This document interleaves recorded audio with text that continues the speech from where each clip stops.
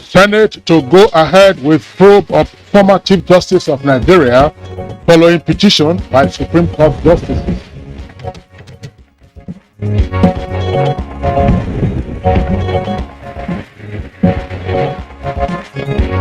"54 African Interpol member countries meet in Cotonou to chart course on tracking regional terrorism." And on Good Morning Nigeria today, we shall discuss the call for arms acquisition by Zamfara and Benue state government.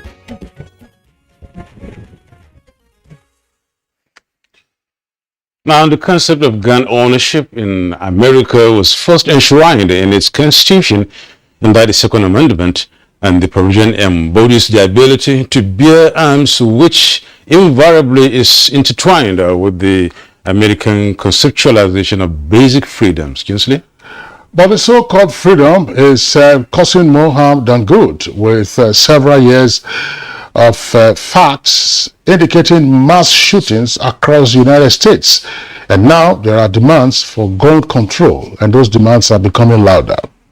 And while some conservative countries like the United Kingdom and People's Republic of China maintain stern stance on gun ownership, some other countries like Albania, Austria, Chad, Pakistan, and Nigeria, among others, posit permissive gun laws bordering on authorities giving out licenses on a shall-issue basis to anyone that meets the legal requirements.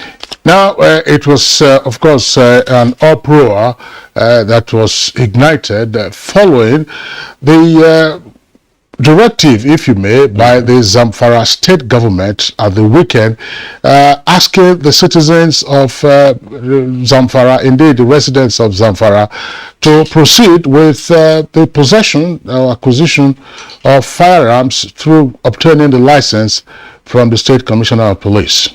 This is coming on the heels of a major attack on Moda community in Gusau local government area, where many were killed, wounded, and thousands displaced by bandits, with the governor also instructing the issuance of licenses, as Kinsley just rightly said, to all those who qualify and wish to obtain such guns to defend themselves across the 19 emirates of the state.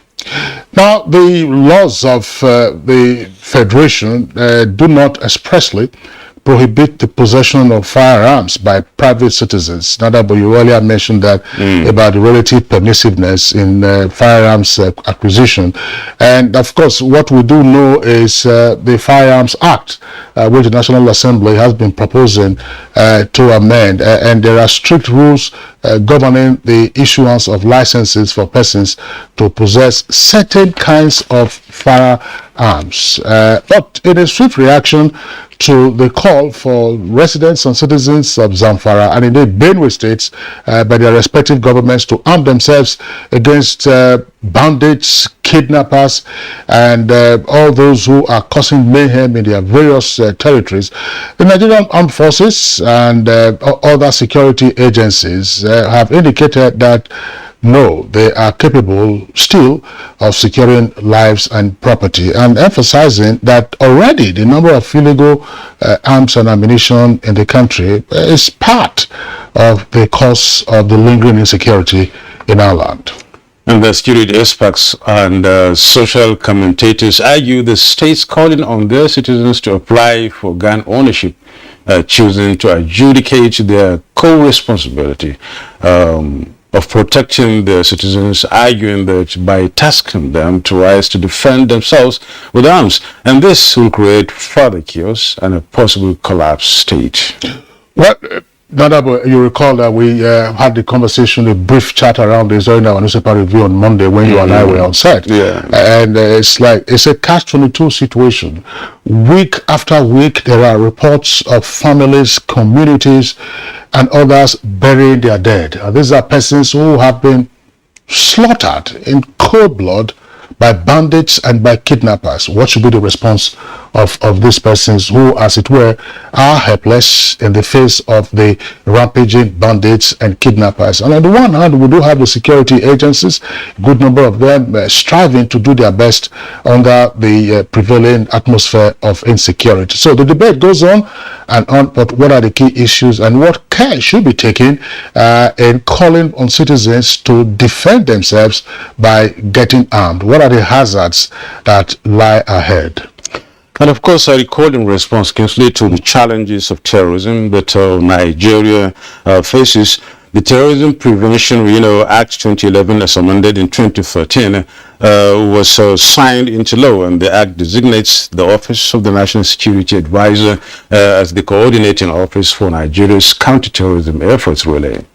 Well, again, as we said, the menacing effect of insecurity is far from over, and the repercussions are there for all to see. I asked the question earlier, what is the response to this situation? Should families continue to bury their dead every week? Should communities continue to mourn their dead as terrorists, bandits, and kidnappers take control in a number of communities in different parts of the country? That's our outlook in our conversation segment on Good Morning Nigeria today. We'd like to thank you for tuning in to the program, as always, live on the network service of the Nigerian Television Authority. I'm Kingsley Osadolo. And I'm Yusuf Nadabo Usman, welcoming you to the program this morning. And we are reaching you live from our studios here in Abuja and the nation's capital. We will bring to you our complimentary segments as usual, hot as they were. We have business news, newspaper review, and then some other, much more other issues to discuss. And for now, on here is Ms. Bao, then we'll have almost say with the morning news. Good morning, Ms. Bao. Very good morning, Yusuf and Kingsley. The news. President Muhammad Buhari is in Lisbon, Portugal, on a state visit at the invitation of President Marcelo Rebelo de Sousa. State House correspondent Adamu Sambo report that the visit is the first of the country by the Nigerian leader since coming to power over 7 years ago. The two leaders are expected to chair an enlarged bilateral meeting and witness the signing of some agreements bordering on issues of mutual concern. President Buhari will also participate in the United Nations Ocean Conference, co-hosted by the governments of Kenya and Portugal and supported by the UN Department of Economic and Social Affairs. That have been ignored for a long time. And in addition to that, these are important engagements that would also, help in the acceleration of our country's economic growth, the attraction of investors, creation of jobs, and the general upliftment of the quality of life of our own people. And before departing Nigeria, President Muhammad Buhari had said leadership of the All Progressives Congress, APC, will sustain the hearing and healing process that it started to ensure fairness, justice, and oneness before the 2023 general elections. In an audience with some APC senators on the outcome of the party's primaries and its implications, the president noted that machinery had been put in place by the National Working Committee to address the various concerns. Grievances, particularly as it concerns the just concluded processes, the cost to the nation, the threat to the majority position held by our party in the legislative chambers, and likely consequent costs to the electoral fortunes of our party as we approach the general elections. We must not allow these dire threats to come to pass. Governor Hope Uzodinma of Imo State has expressed formal appreciation to President Muhammad Buhari for approving the 2022 Nigerian Army Day celebration be held in Imo State. Addressing journalists after an audience with the president, the governor described the presidential approval as fitting response to the challenges of security bedeviling the state and indeed the southeast region. Strengthen the measures that are already on ground to curtail the effects and excesses of this banditry and insecurity in the region. So for me, it is a good thing. And for the people of Imo State, we are indeed very delighted for that. The governor used the forum to reassure Nigerians that the seeming controversy surrounding the selection of a running mate for the APC presidential candidate notwithstanding, the governing party remains strong, united, and formidable to win the next general elections. The Senate has reiterated its commitment to investigate the former Chief Justice of Nigeria, Justice Tanko Ibrahim Muhammad, despite his resignation. This is due to the numerous petitions written by some Supreme Court justices against him. The Senate acknowledged the service of a former Chief Justice of Nigeria. However, this development will not prevent the committee from going ahead with its assignment in the quest to find a probable lasting solution to the matter. And the House of Representatives has expressed concern over allegations that federal pensioners under the Pensioner Transition Arrangements Directorate (PTAD) have not been paid for 9 months. A resolution to investigate the issue was passed at plenary on Tuesday. The failure of the Pension Transition Arrangement Directorate (PTAD) to pay pensioners monthly pensions and gratuities based on technological glitches amounts to gross incompetence and ineffectiveness on the part of PTAD. 27 Inspectors General who place another top officers from the 54 African Interpol member countries are meeting in Cotonou, Benin Republic to discuss regional challenges in the fight against terrorism and cybercrime. The 2022 Cotonou Conference provides the top brass of security men from Interpol member countries with an opportunity to share intelligence and take decisions for the advancement of law enforcement action and the use of artificial intelligence in fighting organized transnational crime. Increased coordination among member countries and other partners in enhancing policing capabilities and the Interpol's contribution to the implementation of the African Union Agenda 2063 and the support provided to Afripol is expected to be discussed.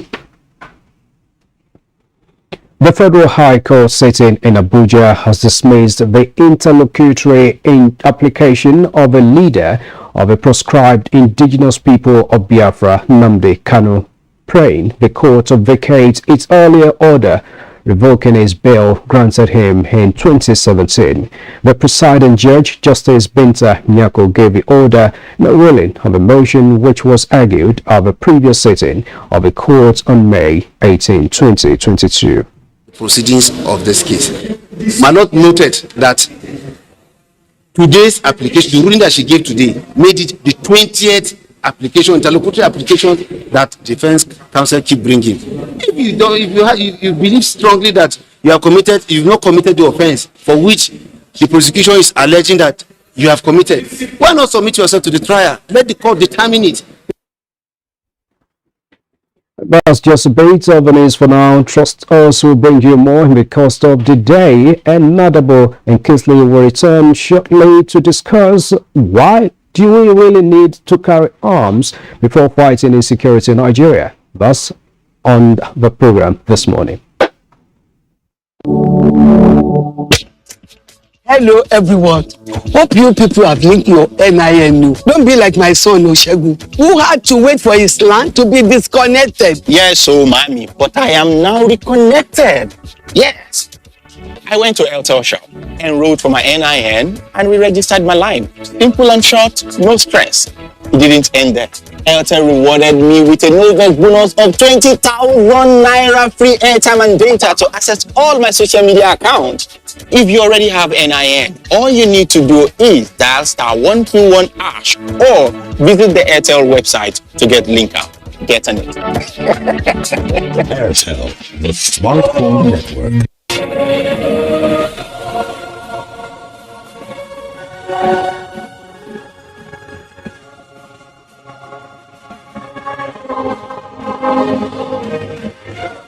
We are all all Nigerians. Against all odds, we shall and must remain united. We may have our challenges, our problems, and setbacks. However, together we shall overcome them all. What doesn't break us shall make us stronger. This is the mindset that shall bring peace, progress, and prosperity to our beloved country. Do not let tribal and religious sentiments govern how you think, act, or feel. Don't be influenced by those who want to destroy our precious national unity. Everybody who is a Nigerian is your brother and your sister. This is the mindset of the new Nigeria. It is also the mindset that we must all adopt. Let us support each other in creating the Nigeria of our dreams. This message is from the Nigerian Television Authority, NTA. To every politician, as the campaigns gain momentum and passions begin to rise, remember, the errors of your opponents do not make you a success. Do not run down your opponent and inflame passions to violence between and among your supporters. What counts is what you plan to do for the electorate and how you intend to relieve the sufferings and bring succor. Nigeria is in dire need of patriotic leaders at all levels, leaders who will make national development their priority. Concentrate on telling the electorate what you intend to do when you get into office. Focus on making your vision clear to the electorate. Don't engage in verbal abuses, fake news or speeches. Keep dealing with issues that will bring progress. You win the hearts and minds of the people by being above board, by being civil, patriotic, and showing empathy. Let's join hands to make the 2023 elections peaceful. A message from the National Orientation Agency.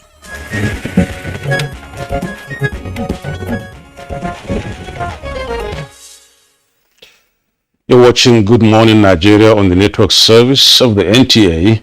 Now, I'm talking business. Nigerian Export Promotion Council says voyage to Egypt and recent establishment of showroom in Lome, Togo, will exert Nigeria's dominance in African market. Let's now join Kule Adeye for details of this and others.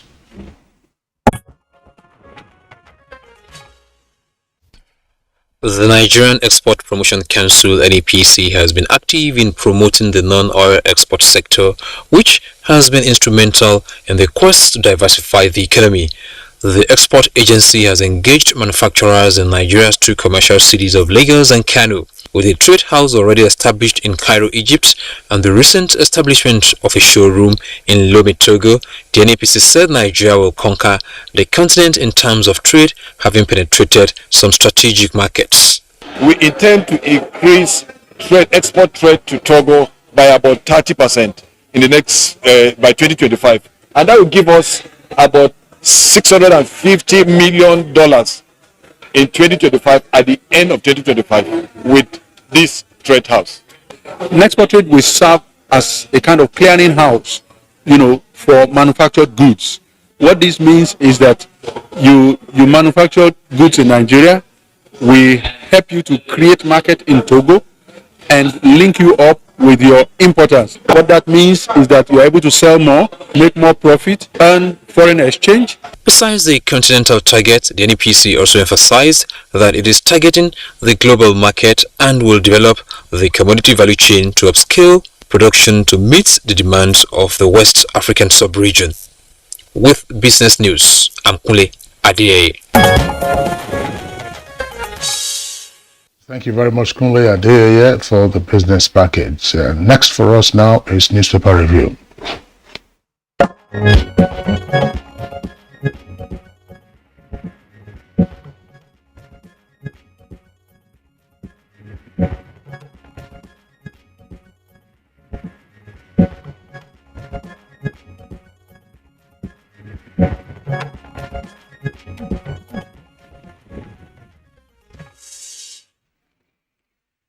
Now, Baya Atebi is already here in the house. Welcome, Baya. Yes, indeed. Thank you. So, good morning. Good morning, I can say. Thank you very much. Let's review some of the papers we have this morning. I have the Punch here. Let me go through the front page and then see what we have on the front page of the Punch newspaper this Wednesday morning. The Punch newspaper, please. At the top of the page, above the masthead. From watch very well, you see the story of Reps Grill NMPC, NMDPRA, that's marketers over rising petrol and diesel prices. You get details of that on page 19. And on page 2, you have grievous parents who reject INEC lists begin multiple court cases. Page 2. On page 19, 13 marginal fields dormant. Federal government awards 57 to new investors. And on page 18, we will apply diplomatic pressure to help Ikweremadu reps. Now moving down a little window there by the side of the masthead, we have these two stories, one on page 20 and the other on page 21. The one on page 20 says dollar hits 615 naira. Local raw materials sourcing drops to 54%. And on page 21, NICOM cancels that is Niger Insurance Standard Alliance license. The main story or the big story on the Punch newspaper this morning is ex-CGN to get 2.5 billion naira benefits, and Senate begins corruption probe. On page 2, you get the details of that. But the writers are retired CGN entitled to gratuity, that is 300% of 3.36 million naira annual basic. That's an investigation that says that. And then the second writer is his earnings will be intact. It's entitled to official cars, houses, says the NJC. And then Mohammed battling condition before appointment, or rather visits Dubai for treatment, says the source. And then moving down the page already, you can see one story there, the photo story, which is, talking about Edo people's line on beer flow, and then community seeks government's help. Get details on that on page 8, but the picture is right there, as you can see on the front page. On page 5, flood kills free, destroys 2,250 houses in Kano, according to State Emergency Management Agency. Then on page 14, intending programs protesting Kano. And on page 10, Ohaneze, IPOP, kick as court denies Kano bail. At the foot of the page, there are 3 stories. On page 8, Mutawale replies critics, says self-defense, natural instinct. And on pages 4 and 5, Jigawa bride, 5 guests die in crash, 3 killed in Kogi explosion. And finally, on page 18, exercise restrained. Buhari tells aggrieved senators. Kinsley? All right, Madam, thanks a lot. I also have the blueprint, and a number of the stories you read are also on the window page of the paper, blueprint newspaper. Very quickly, let's take some of the headlines. 24 hours after quitting, Senate orders probe of ex-CJ and Tanko. APC primaries. Buhari halts defection of 22 aggrieved senators. That's the lead story there, and you have a number of riders to that headline. President assures justice and national interest will prevail, but they are using shall there. We have laid the issue of defection to rest. That's according to Senator Oji Kalu. Tinubu's certificate saga won't be an issue, as Governor Hopu Zadima of Igbo. Lalong, best as Asiwaju's running mate. That's attributed to a northern group. Now, why I couldn't implement 2014 confab report, ex-president Goodluck Jonathan. That's what is said there. First Bank, that's a promotional copy now. Federal government to shut down stations selling fuel above 165 naira. And details of that you can find on page 20. And then that's the second lead story. As you can see, there we have a number of stories right at the foot of the paper. Let's take some. Chibia local government witnessing terrorist attacks for 3 months.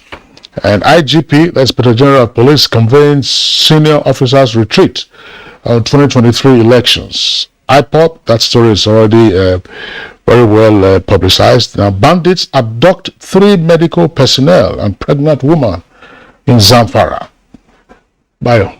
Thank you, Kisley. Let's start with a story about the warning about those who are selling fuel above the recognized 165 naira per liter pump price. The regulatory agency for the midstream and downstream was very categorical that there has not been any increase in petrol price, and therefore stations that are found selling petrol above the 165 naira per litre will be shut down. Similarly, depots too have been warned that anybody who sells above the agreed depot price will have their licenses revoked. These are deliberate efforts to stem the ongoing fuel queues that is still very persistent. The Independent National Electoral... Persistent in Abuja, I want to say. I mean, I have not taken the pains to do that, but I understand that outside Abuja city, what's part of the Federal Capital Territory, that you have fuel.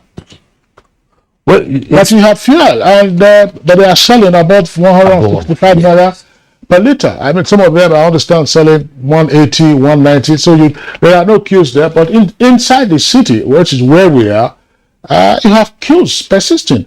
Now, there was scarcity for a couple of days. Again, I was told in Lagos, which is a heavy consumer of PMS. But the question to address, in my opinion, is why are we not having stable and steady supply of fuel? We were told some time ago that, we have 2 billion liters, 2.1 billion liters of fuel. So we have consumed everything. And at that time they said, it was the bridging sums that the haulage firms are supposed to get that they were not getting. President Muhammadu Buhari approved an upward review. The truck drivers don't have diesel to buy to power their trucks, and so on and so forth. Diesel is scarce. What is the reason for this episodic supply? Epileptic supply of PMS. I mean, this morning you can see queues all over the place. Even right in front of NNPC towers, you have queues that go around the national go around the block. So what is it that is happening? I mean, I thought we had cured this ailment of frequent power. Sorry, frequent power, and they are related. Frequent queues. Fuel queues and so on and so forth. I mean, it's embarrassing. I mean, you stay on the queue for so long a time to just top up your tank because you are uncertain, you are looking at which station has, which one doesn't have, and then you see people really need their better pass my neighbor generators in order to come and buy fuel. And you see, Kinsley, ever since the coming on board of this administration in 2015, all through, as you said, we were supposed to have cured that because we've not been experiencing that since then. Of course, at least during, festivities, Christmas, Salah, and the rest of them, all this has come up then hitherto. But now, it seems as if they're back. And the most, disturbing issue, as the rep, is really hammering on, is the issue of this increasing, the price arbitrarily. Yes. When you go to the northwest and the northwest, I think the last time I was home in Yoda, there was fuel, really. There were queues and there was fuel. But in most cases, you find that they are being sold at 200 naira per liter. And in that case, you find there are less queues, only when you go to the NNPC stations. That's why you find long queues because they are selling at the regular price. But today, I think up to now, they're still selling at that higher price between 185, 200 and above. And you find queues there that are no long queues, really. As far back as 2015 or thereabout, December routine of queues had disappeared. But in the past 6 months, the thing has resurfaced.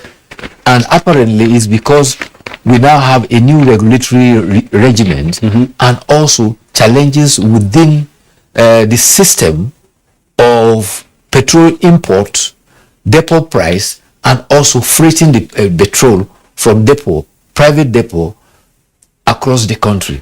There was a time that independent marketers did not have petrol, but the major marketers had petrol. And it has to do with the procedure of payment and getting petrol. The independent marketers were complaining that they had to pay cash down before they got their petrol. But that was resolved until of recent, when there was this confusion about the fact that their agents in Lagos were telling them that they were getting petrol at about 162 naira. So those up country felt that if Lagos, where they will freight the fuel up country, is at 162, there's no way they are going to sell at 165. Well, that is why the regulatory agency came and stressed that depot price is 143. and therefore the pump price has not changed from 165. How they will be able to enforce it will determine how soon these queues will disappear. Bayo, thanks a lot for that insight. But the truth of the matter, let's be realistic. Why should anyone who is not involved in the regulation or in the business be bothering his or her head with these calculations? What time do you then have for more creative activities? If you are having to calculate, oh, the price is this one, the diesel price is the other one for the trucks to move and it's coming and so on and so forth. If your refineries are working, we will have the stories. When was the last time we received an update or had an update about the work on the Port Harcourt refineries and even the Kaduna refineries? The last one of the last stories I read, and there has been no rebuttal of that story, the Dangote refinery that everybody appears to be leaning on is missing again its completion date. And it says that it needs, one of the reports I read, again, as I said, there has been no rebuttal of that story. The refinery, they would need 300 billion naira to complete that refinery. 300 billion. After being commissioned? In fact, the turning around that is going on with Port Harcourt was meant to be for a period of about 33 months. And from all expectation, it was supposed to come on stream later this year, around September or thereabouts. Then later on, you will have Warri and Kaduna come up, subsequently maybe in 2023 or 2024. Those were the expectations. Dangote was set to come up early this year. But from the latest report, there are indications that it cannot be ready this year because there's still a lot of resources required to run it in full cycle. Bayo and Kingsley, my greatest worry about all this is the man hour being wasted in the queues. You don't seem to look at this from a positive point of view.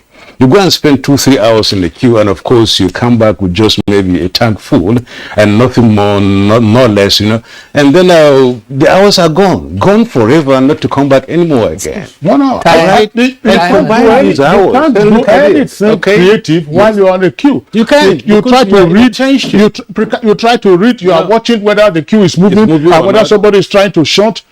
Or even somebody behind is blaring the phone. The horn because you're not moving.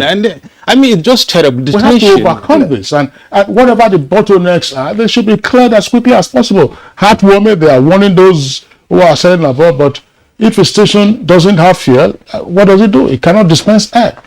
Well, at the courts now, the Federal High Court Abuja has dismissed the... But Bayo, just have to take only this story because of time. But the other court case is at the Industrial Court, where a senior advocate of Nigeria has filed a suit asking for the review of salaries of judges. It was last reviewed in the law that was provided in 2008, 14 years ago. But my worry about that is that he singled out judges, but that schedule has the salary for president, vice president, all chief executive of paralegal agencies, the judiciary, and everybody. Why the judicial officers were singled out for their remunerations to be adjusted at the exclusion of the others is what I'm very well. That's a matter. That's a matter for the Revenue Mobilization and Fiscal Allocation Commission, and they are the first defendant in that case. Yes, that's their business.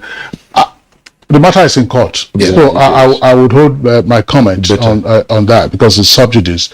I will hold my comment on that, Bayo. But very quickly, the president, we read it in the headlines, the president is intervening and seeking to persuade aggrieved senators from defecting, APC senators from defecting.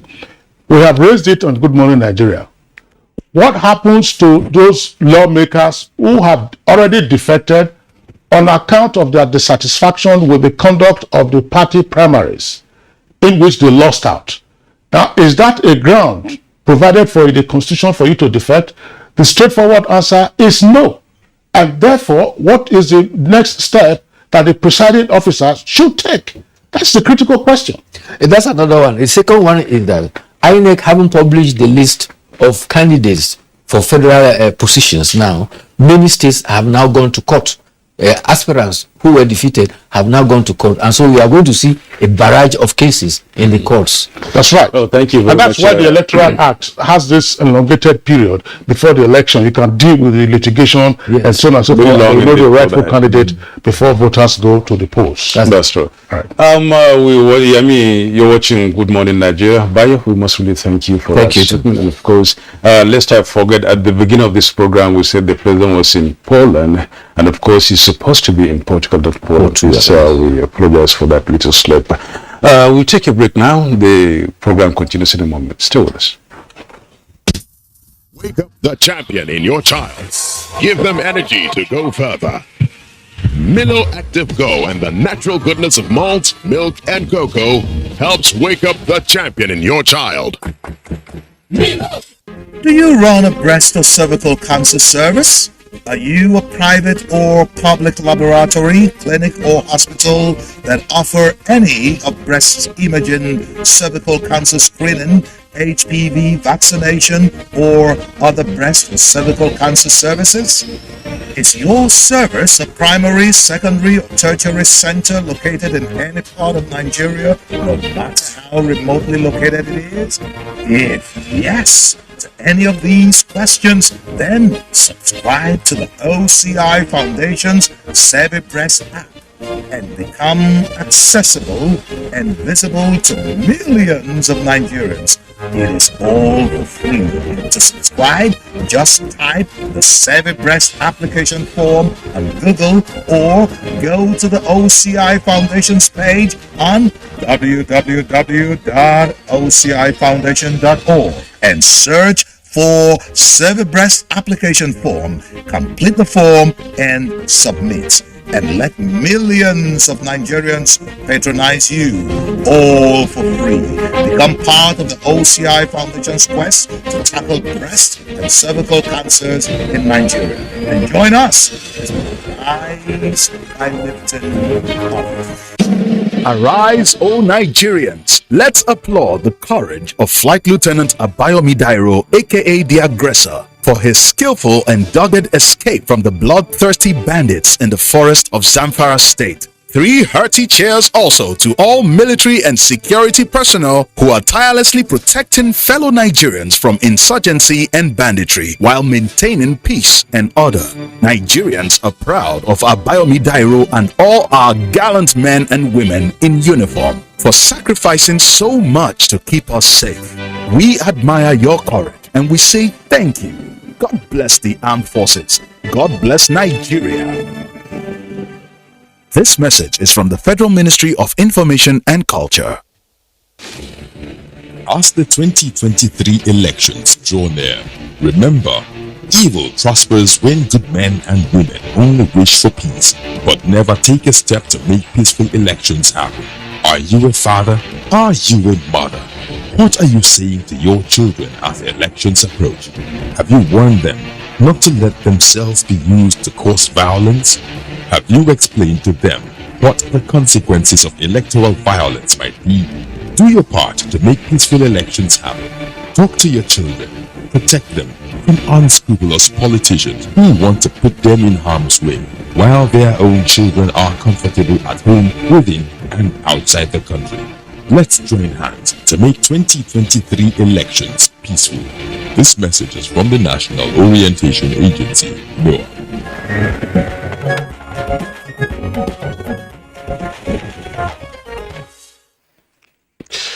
You're watching Good Morning Nigeria on the network service of the NTA, and to begin our conversation this morning on call for arms accusation, let's take this background report by correspondent Garba Nata'ala.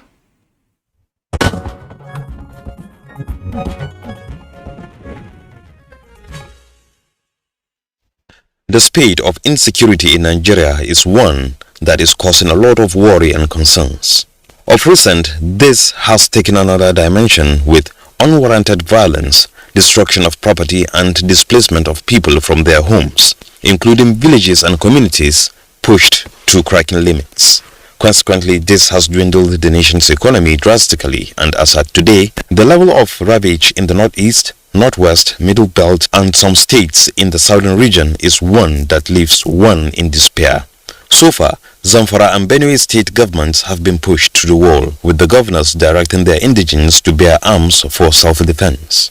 Following various bandit activities in parts of Zamfara state, the state government made a decision by directing the state police commissioner to issue license to Zamfara state residents who were qualified to use guns for self-defense as a measure to tackle the escalating attacks and kidnappings meted out on innocent communities in the state. On the whole, security experts say it is uncalled for to allow arm bearing in the country. A second look at the situation, many say crime has reached an intolerable level, hence provoking calls for arms acquisition. Beyond the armed forces solely being charged to protect lives and property, others are questioning if the right to self-defense is questionable. Therefore, there are pertinent issues which bother on the preparedness of law enforcement agencies handling the spate of criminal activities. What does the Firearms Act stipulate? Are there legal implications? Are there any alternatives for Nigerians to defend themselves? These and more guests on the program shall provide answers.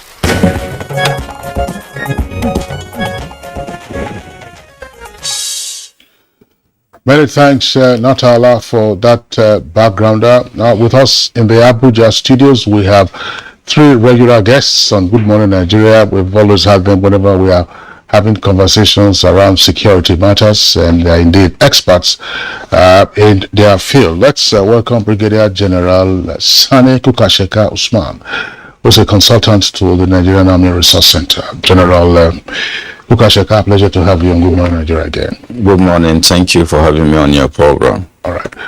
Also here with us in the studios is retired Assistant Inspector General of Police, Felix Ubaudu, who is also a lawyer.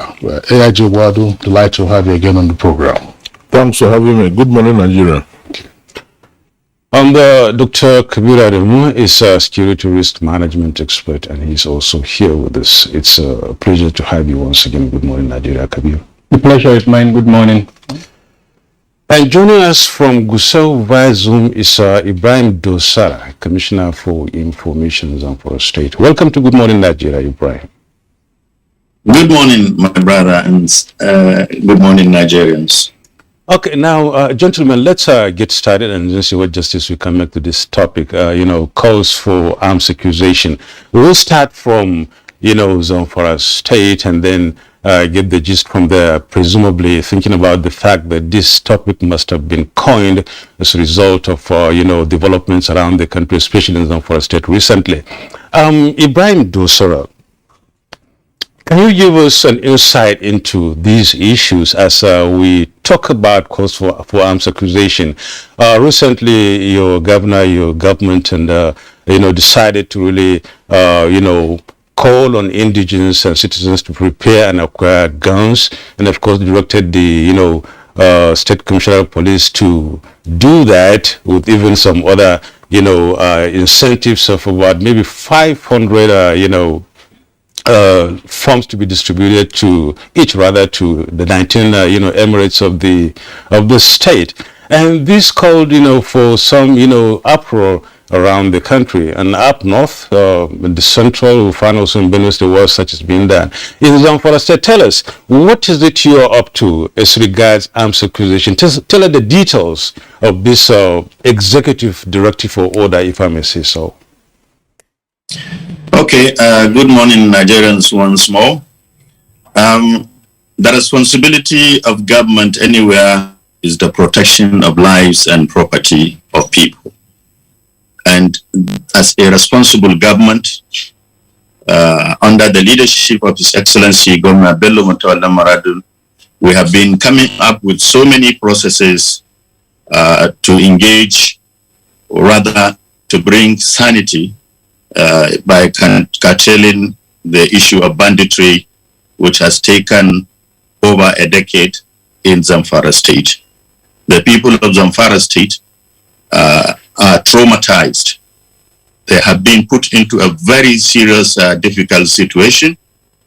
And as a responsible government, like I said, we have to be searching for solution, lasting solution to the problem, to make the state peaceful, and also to allow people have peace and go back to their normal business activities and relationship. And we have, in the first place, came up with the process of a dialogue with the bandits, and we were almost there, but because of conflict entrepreneurs, the success we had was scuttled. If Nigerians could recall, Zamfara State was over 9 months without any incident in terms of insecurity. But like I said, the activities of conflict entrepreneurs made that success be scuttled. And we also came with another process, which we shut down communications and closed down all the facilities and avenues the bandits are using in committing their atrocities. And we were almost there because we have reduced their capacity of attacking people through that process as well. But still, like I said, conflict entrepreneurs couldn't allow that success to be sustained. Now it has reached a level where the Zamfara state government let people to participate in the securing of their lives and property by allowing them to have access to legitimate weapons with which to defend themselves against the bandits. And this is where we are today. The government set in motion a process through which citizens will be allowed to have license to own legitimate weapons with which to defend themselves against the bandits. And this is where we are. And the first step of that process has begun, where we design forms which we distribute to the traditional rulers in the 19 emirates of the state for people wishing to have legitimate weapons to field them. The local authorities and traditional institutions there will conduct a very tangible background search about their existence with a view to making sure that no criminal is allowed to these weapons. And after which we will move further the forms to the CP, the police commissioner, to do also its own background to ensure that wrong people are not given the forms, or wrong people are not given access to these legitimate forms. It is from there that the inspector of police will be contacted to do his own process. We know that currently there is an existing ban on the acquisition of legitimate weapons in order to curtail the proliferation of weapons in the country. We agree with that, but we will take it to presidency to plead with him to see the need for Zamfara people to have access to legitimate weapons to defend themselves. Honorable Commissioner, thank you very much for that background that you have provided, but just two quick ones that I would also like you to respond to before we bring in the other guests. There was a report earlier this week saying that you had made some clarification with regard to the earlier statement issued by the state government on Sunday, directing a number of the measures, including what you have tried to explain. So what was that clarification about? That's one. Two, it appears that the Zamfara state government, from your explanation this morning, is proceeding with this call to arms by the citizens, regardless of the comments that have been made by, for instance, the Chief of Defense Staff and some other high-ranking police officers. Are you neglecting the comments of those officers? It is a process. The Chief of Defense Staff has his own procedures, has his own way of doing things, and that does not prevent the government of Zamfara State from doing its responsibilities. Like I said earlier, the responsibility of government anywhere is the protection of lives and property of people. And that is what the Zamfara State government is doing. We are not doing it against any law. We are following the Constitution to have these things and to protect the lives and property of our people. That's what we are saying. And really, once more again, if we should really exhaust you for a while on this issue before we come down to other guests in the studio, you said it's a process accepted, and of course you would be going to the presidency with whatever you're able to get from the state, and then for final, approval. That's the highest we can go, because under the presidency, I believe that issues licenses through its own agencies. Having to go there, why can't you as a government start from there instead of starting to, call on people to start preparing for that? What happens if in case the presidency declines or refuses to approve your request? You see, it is always good when you are starting a process to do mobilization. You have to create the psychology among the people. Let them understand that they have a particular role to play. I know even the presidency is very much worried, very much concerned about Zamfara State. If you could recall, Mr. President was in Zamfara State twice, just for the issue of Zamfara State to be tackled. So I don't think we will have problem with them. Okay, so well, that's why we're taking advantage of the Zoom connection. It looks like there's a freeze now. If the bandwidth permits him to rejoin us, of course, we will immediately pop the question to him. Well, let's return to our studios, where we have three regular guests on Good Morning Nigeria discussing security issues. So let's begin with AIG Felix Obaudu. It looks like we are getting into a new order, a paradigm shift, if you may, in terms of self-defense, self-protection against the onslaught, relentless, some would say, of bandits, kidnappers, and terrorists. Is this likely to be wholesome or healthy for us in the near term and in the future? Well, thank you very much for that question. The truth of the matter is that the insecurity situation in Nigeria is very, very worrisome. And the reaction or response of the governor of Zamfara State, to me, is like somebody who's fed up, who's frustrated, and all of that. Because if you look at Section 14, Section 2B of the Constitution, and the NEC was just reviewed, it provides that the primary purpose of government is the security of lives and property of the citizens.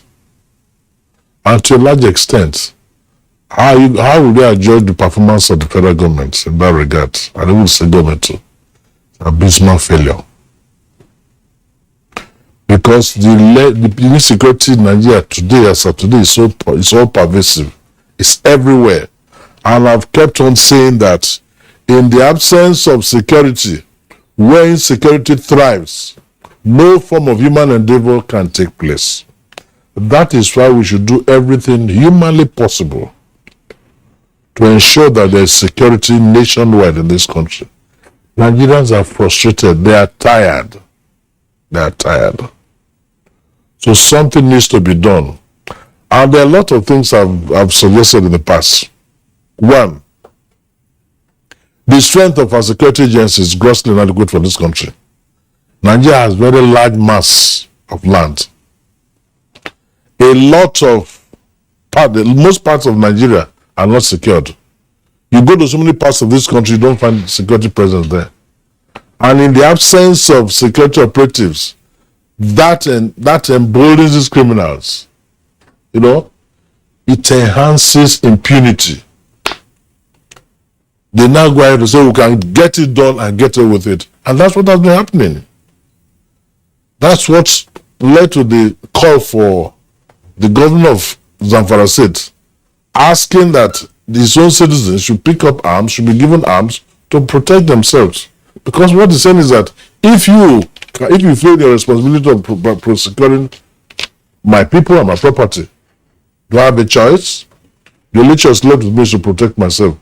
But that's not justification for what it's asking for. But not take us anywhere. It rather compound the insecurity situation.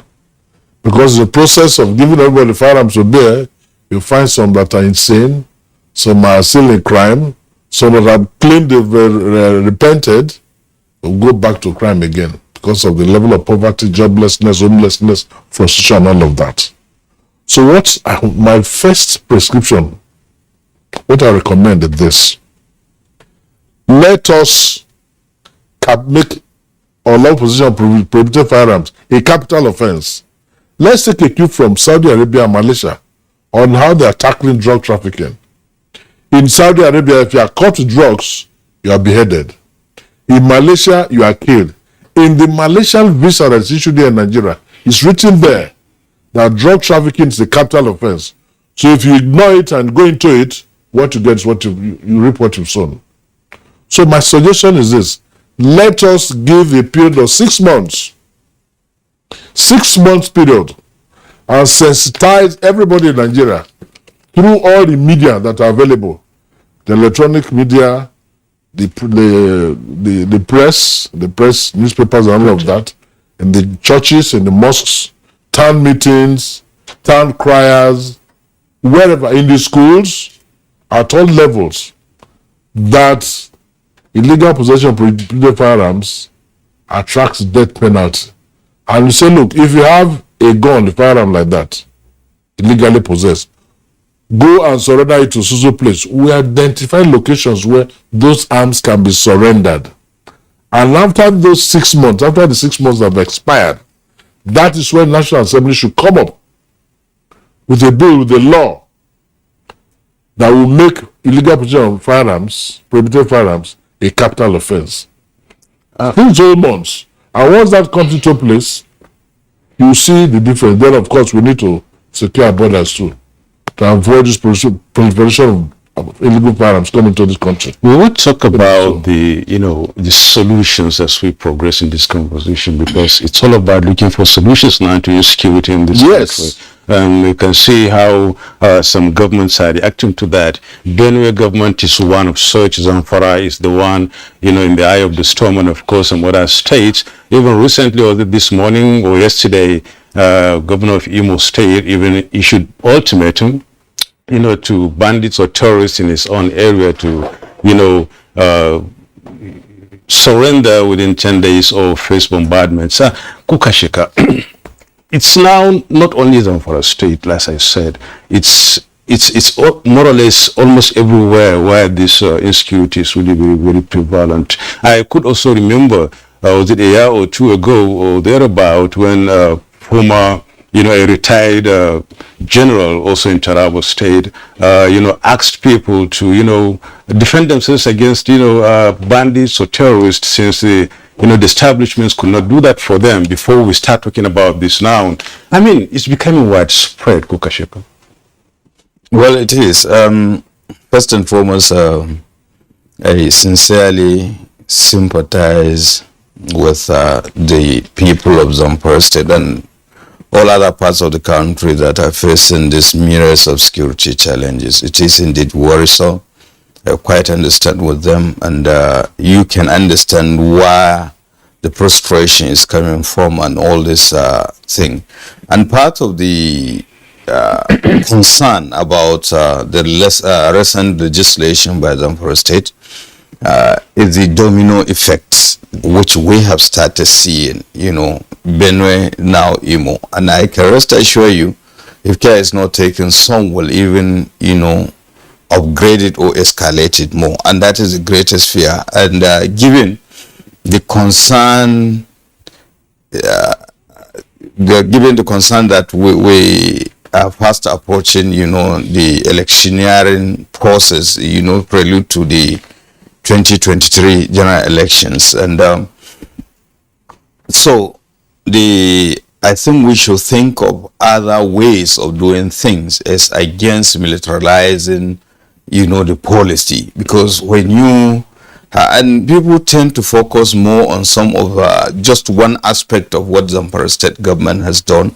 They took certain measures, closing filling stations, closing markets, and so many other measures. But most prominent is the issue of, advocating for citizens to carry out arms. And of course, given it wasn't specific which sort of arms, and we know there are procedures and processes of people acquiring arms legally, and given the poverty level in this country, and given the fact that an AK-47 costs nothing less than 1 million naira, you are concentrating, you are just widening the gap between those who have and those who haven't, in the sense that who can afford a weapon to defend himself, and in a society where 5,000 naira could even, start up a business, you are thinking of 1 million naira. And it is not everybody that is having 1 million naira.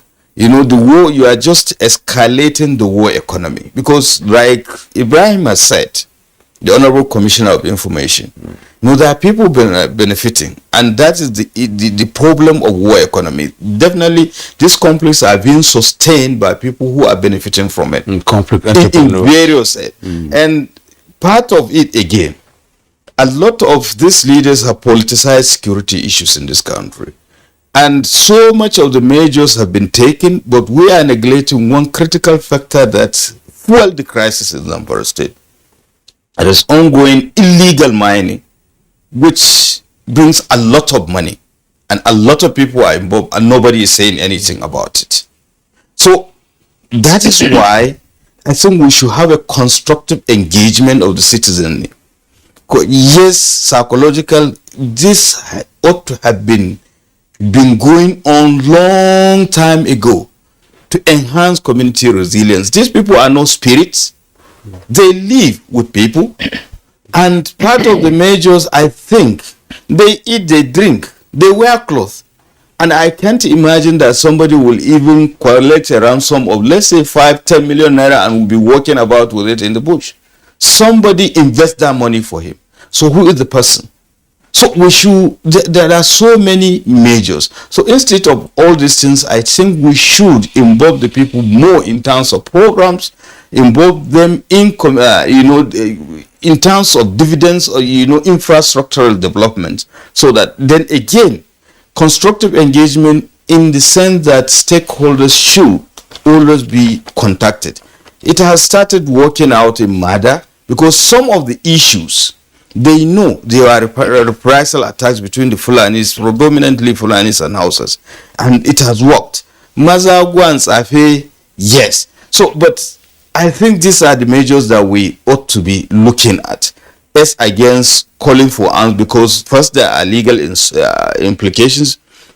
If somebody was even asking a question, when I gave an interview, he was saying that have the bandits don't require legal thing, but bandits are bandits, they are criminals, so you cannot equate them with the law-abiding citizens.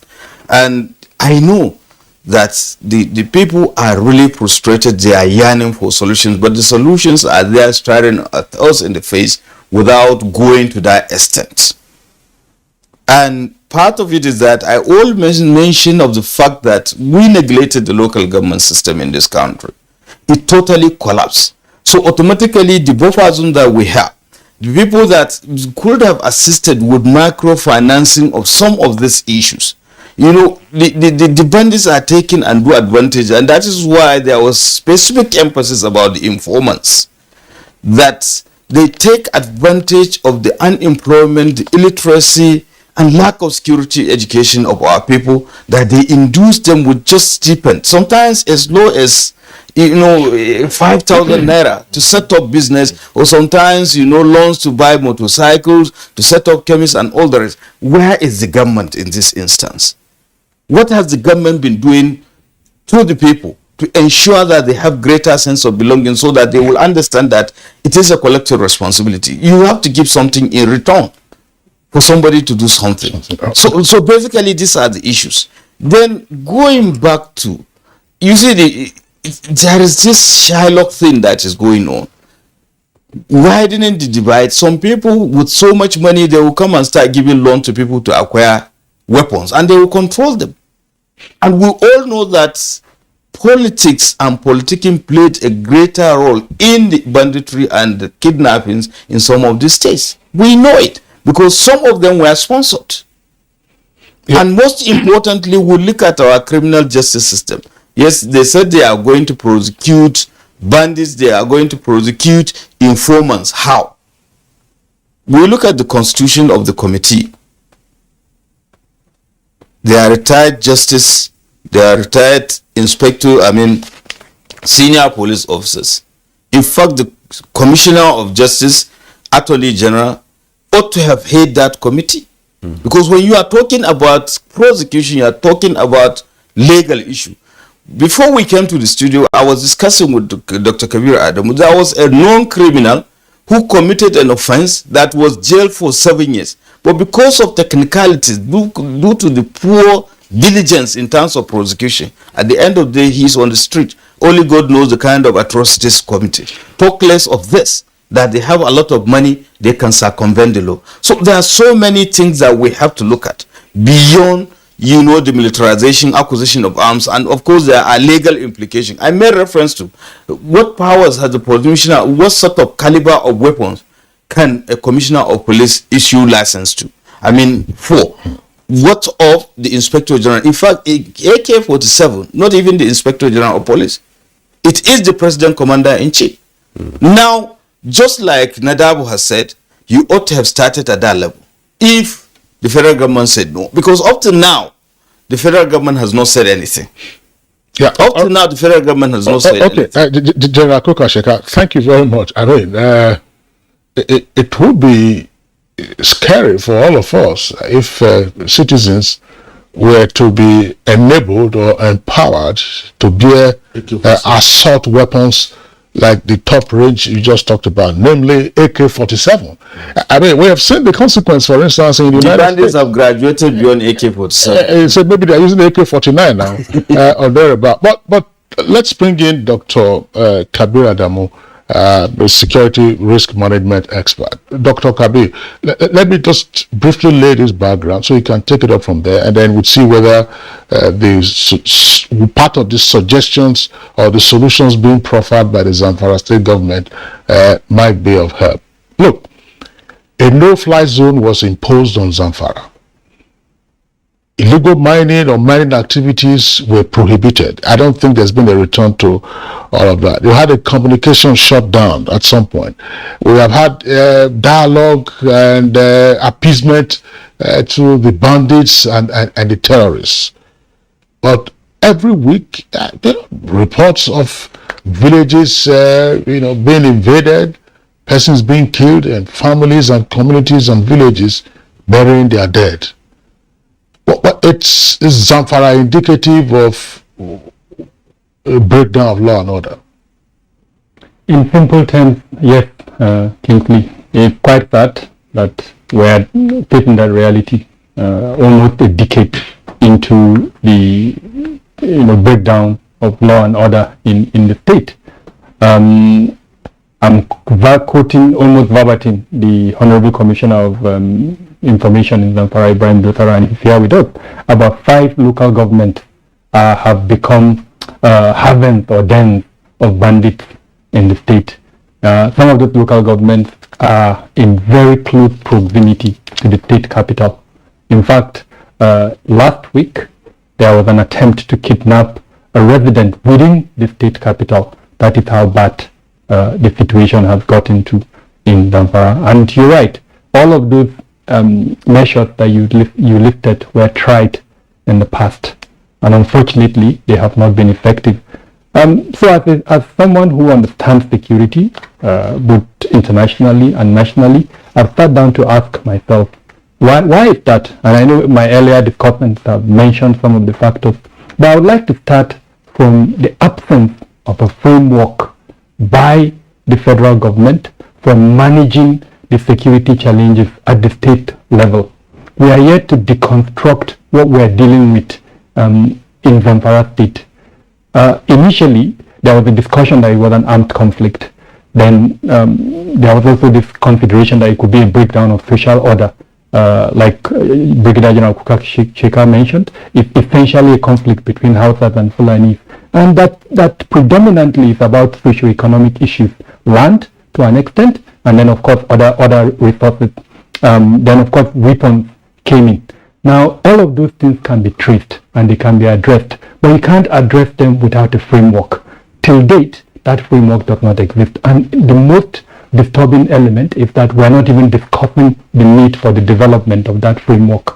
You experiment, it fails, and these are people's lives that we're dealing with. People are dying, people are losing the essential element of their existence.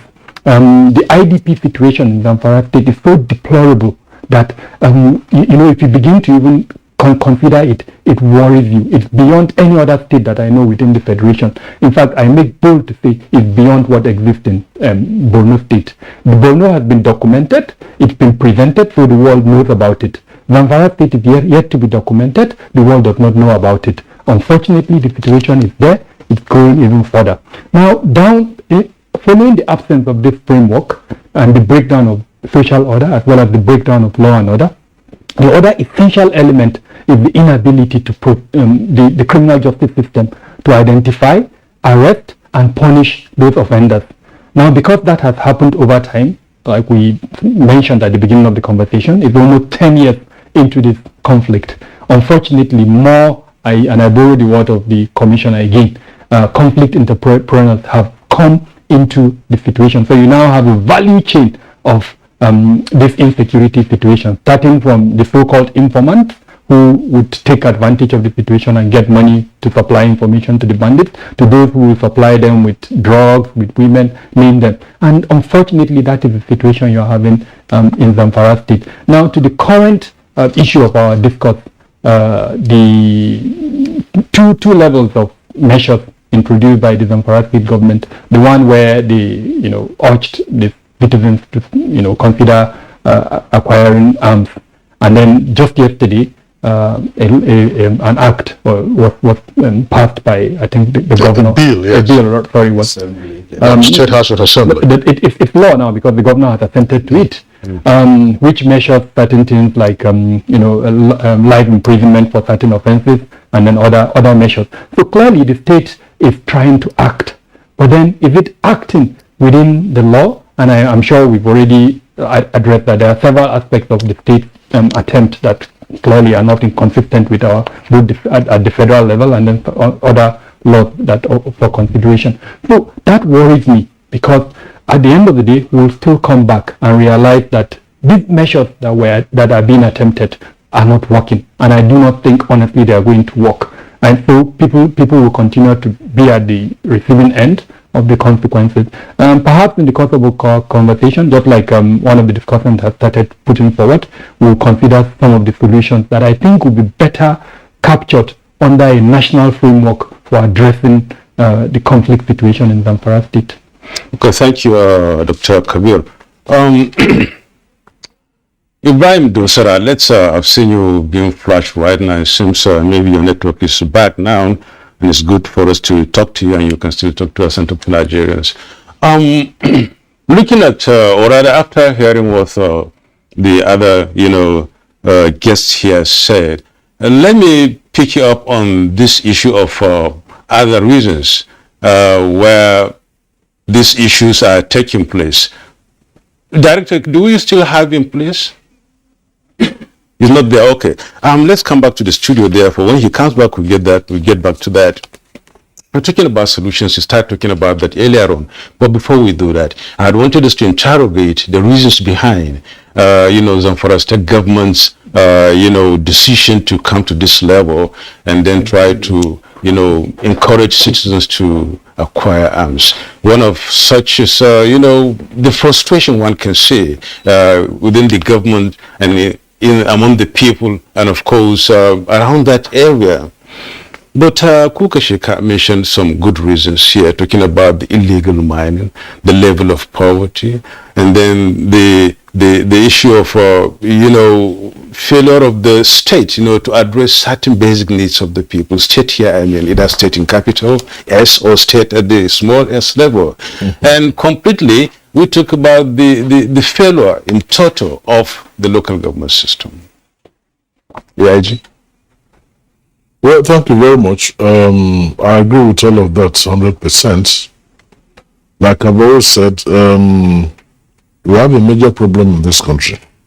When we have certain challenges that are even life-threatening, and we have an idea of the solutions that can checkmate all of those challenges, the political will is not there. We don't have the political will. So we really need to sit up to our responsibilities. We need to sit up to our responsibilities.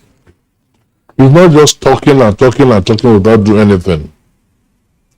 Our preferred solutions, but are we ready to implement them? And that is the bottom line.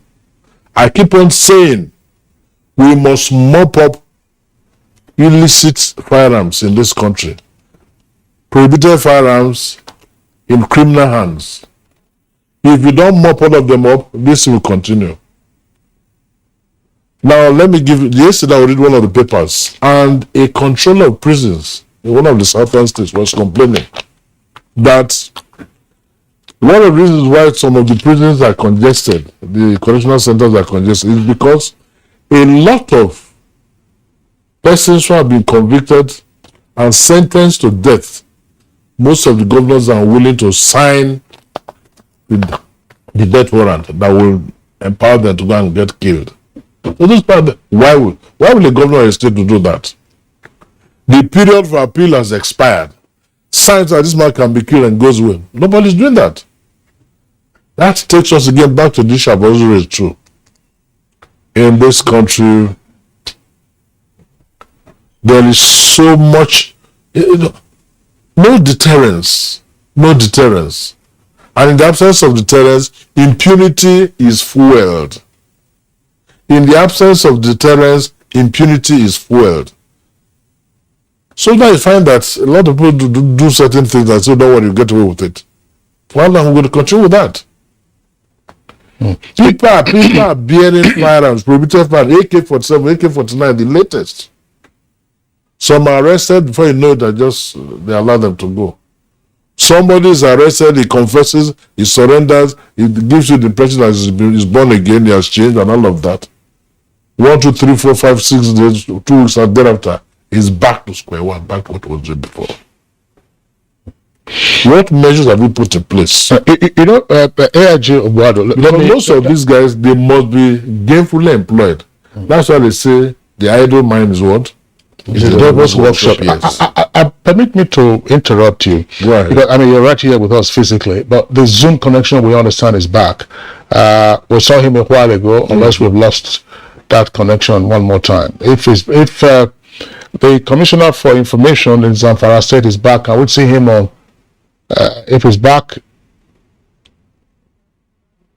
all right, now about the signals are fluctuated, so the doctor is saying that we can't go back there. But let me return to you. Yes. Part of the issue, it's somewhat troubling to contemplate, for instance, that there would appear from the measures announced by the Zamfara state government, there would appear to be little or no official security presence. So you ask yourself, where are the security agents or agencies in Zamfara? Where is the police? Where is the civil defense? Where is the DSS? Now, which leads us to a point. You were talking about personnel earlier. And some persons have also raised this, that you find our security personnel, let's say the police, for instance, or even civil defense, being more visible in urban areas. And whereas most of the crises that we are having now are happening in rural and remote locations. So what can be done to redistribute the personnel and then let them work? Because you see them more in urban areas. I've said this on Good Morning Nigeria on a number of occasions. In the heart of Abuja, the city itself, I mean, you see sometimes, I don't know, embarrassing convoys and security officers harassing innocent motorists, bearing all kinds of assault weapons. In the meantime, you have thousands of Nigerians who are under siege by terrorists, bandits, and kidnappers. What can be done in terms of properly managing security personnel in urban areas and taking them to these remote locations? Thank you very much for that question. The first issue to be addressed is increasing the manpower. Well, like I said, the manpower we have in all the security agencies is grossly inadequate. Now, having said that, we need to establish security presence in virtually every nook and cranny of this country. Police stations, police divisions should be created everywhere. Civil defense should do same. Because I believe that overwhelming security presence nationwide will need most of these things in the board. That's what I've always said. Go and travel to some of the states. Apart from going on the highways in Nigeria, where you see so many policemen, checkpoints, and all of that, go to the remote areas like rightly observed. In rural areas, no security presence there. So we need to deploy more men, build more our security outfits, and make sure they are stationed there. And it should be seen moving around the whole place. And that will enhance response time. If something is happening somewhere, make sure they are so empowered that in less than 5-10 minutes, they are there. I already spoken about one incident that happened in Ekiti State some years back. Fulani herdsmen attacked a village. A lot of people were killed, a lot of structures were destroyed. And the guys ran to the nearest police station crying to the police, "Please, come and help us. Come and secure us. Come and save us." You know what the policemen said? Say, "Look at the vehicle there. There's no petrol in it." So I'm also talking about empowerment, not just overwhelming presence, empowerment. They must be given the enablement to perform. You see, in those good old days, the police force are enlisted in way by 1976, after my youth service. 1976 to date, that's about 46 years ago. Every police command in this country had a huge workshop where you had all manner of workers there. Mechanics, plumbers, electricians, all of that. Spray painters. Then their warehouses filled up, start with vehicle spare parts. And the vehicles were maintained on a regular basis. But these days, all of that is gone. And if you were to travel from Abuja, for instance, to some other places, as you get to the next command, you go to the station, the fuel station there, within the police premises. They fill your tank for a melee sign and you continue. But these days, you go to a police station, it's the man going with the complaint that has to do everything.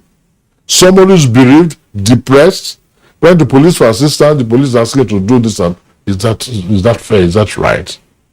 That is why I keep on saying that the government should prioritize security. I saw a photograph recently. Yes, in the military. Let me I'll use this to further illustrate what you're saying. A photograph on the internet recently, and I was just apparently a police officer dressed in a police uniform giving his rifle to a welder to do what? Can you imagine? A welder. I mean, you could see the magazine wasn't there, but it was an assault weapon. A welder was fixing the gun of a police officer. You see that? And a lot of vehicles that they have. You stop somebody, you say, can I see your vehicle particulars? He brings them out. You say, where's the road certificate of roadworthiness? And his own police vehicle is not roadworthy. What moral justification do you have to demand that kind of thing? So look, we keep on treating all this challenge with kid gloves. We are not serious, honestly. We must prioritize security in this country. That's the only way forward. And I've said it. Let us mop up all these illegally possessed firearms. Talking about licensing, It is just things like day guns that normally that are licensed, not prohibited firearms like AK-47 or AK-49 or machine guns. No, those ones not going to private hands. The security agencies use those ones. So we need to have overwhelming security presence nationwide. Because when you want to do something, say, I said security men are there, you pull back. But when you want to do it and you find that nobody's around there, you go ahead with it. In the other political climes, you have CCTVs, you have the men all over the place and all of that. Then the public enlightened, the citizenry, if something funny is happening, you pick up the phone with telephone lines, emergency lines, you call, and before you call Jack Robinson, security agencies are already there. One of those are lacking here. That is why what has been happening in Zamfara State, the governor became so fed up, frustrated, and very unhappy. That's what pushed to do what he has done. Okay. Thank you so much, Felix Ogbadu. We will return to you in the course of this conversation. We learned that, of course, Ibrahim Dosara is there, right? Of course, you can see him on the screen there. Earlier on, before you sort of disappeared, I was asking whether I wouldn't say that you must have exhausted all avenues before reaching or arriving at this decision of calling on encouraging citizens to prepare to carry arms. Intelligence is one great area where the state government normally, or governments all over the world, cash on in order to solve such problems. Zamfara State cannot be an island in this regard, talking about complete exhaustion of intelligence avenues, talking about informants, which is part of what the state government is trying to do in Zamfara State, because there's a committee to that effect and things like that. I don't know, have you really exhausted that, given the fact that with that, people could be much more enlightened on the one hand, and of course, government and security agencies getting what they require in order to use or equip themselves with to fight insecurity and the bandits? You see, all the workable processes have been explored by Zamfara State government. Went ahead to have synergy with government of Niger Republic, where we blocked the entrance of these weapons for the bandits. We also even went ahead to provide Niger Republic government with logistic support to help us block all these channels through which bandits acquire their arms, because they are coming through that country. And not only that, intelligence being obtained about the activities of these bandits. Let me tell you, all the attacks, all the kidnappings, the security agencies used to get intelligence before they occur. But the problem is, the quick response to the intelligence is one of the most fundamental problems we are facing in this state. So we have, like I said earlier, explored all the avenues. And the best thing now we think is to involve the locals, to involve the citizens, to participate in the search for solution to the armed banditry in Zamfara State. And that is why the government was pushed to the wall to take these drastic measures. One, to prepare the minds of the people to be active in the search for the solution for the problem. And one of them is to create psychological warfare in the minds of the criminals.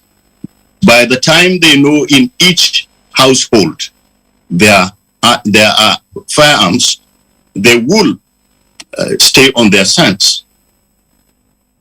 Secondly, we have set up committees, one standing committee to advise that no wrong decisions are taken, no illegal decisions are taken. All the issues on security must follow the legal procedure. And that committee was by the retired Inspector General of Police. And secondly, we have committee for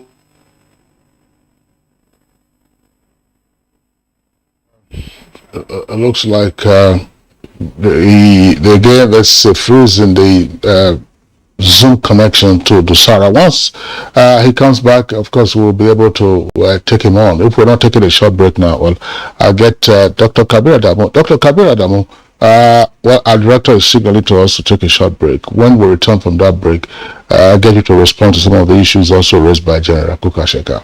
You're watching Good Morning Nigeria. We're on a break now.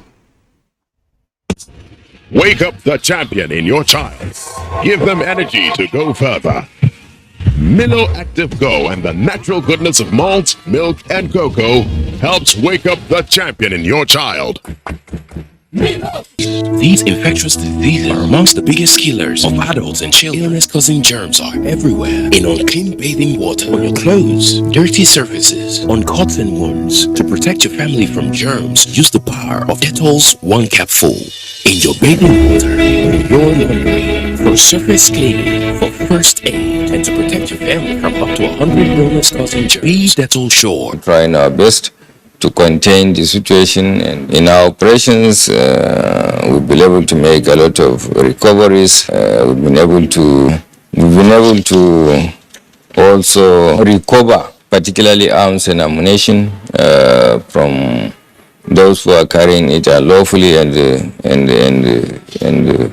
disturbing the peace of the people. But generally our morale in the Nigerian police is always guided by our commitment to do what we have sworn to do. Peace and security must be looked into as a priority by all, to look at security as the business of all of us. This message is from the Federal Ministry of Information and Culture. The center is purposely established in order medical examinations and investigations that were not provided for in Kano as well as the entire Northwest region. It's equipped with modern technological equipment in terms of radiological services. We have MRI 1.5 Tesla. We have digital X-ray as well as 4D ultrasound equipment. The importance of the center cannot be overemphasized. Just within 1 year, the center attended to thousands and numerous patients as well as medical examinations. NKDC is established in order also to provide these healthcare facilities as a discounted price. This message is from the Federal Ministry of Information and Culture.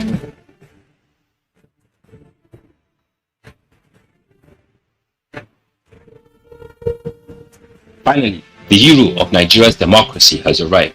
He shall usher us into a new phase of development, peace, and prosperity. He is the father of the new Nigeria, His Excellency President Muhammadu Buhari, GCFR. Welcome to another season of giving Nigerians hope yet again. We are sure of a great future for both ourselves and generations yet unborn. We look forward to your leading us as a nation into our manifest destiny. Though the challenges against us as a people are many, we know that your leadership shall set us on the right path to our greatness. A new dawn beckons on us all, and having you as our president is a precursor to this. Thank you for believing in Nigeria. This message is from the Nigerian Television Authority, NTA. Our pastors, our imams, in every church, in every mosque, please realize that in the course of praying for peaceful and transparent elections, we all have duties beyond prayers. If we want a stable society before, during, and after the elections, what should you be saying to those that worship with you? All Sundays and all Fridays, you are saddled with the responsibility of bringing up good generations. It is therefore your duty to both man and God to ensure peace all the time, no matter about elections alone. People talk to people and people listen. Talk to your followers. Make them listen to ensure peaceful 2023 elections. This message from the National Orientation Agency.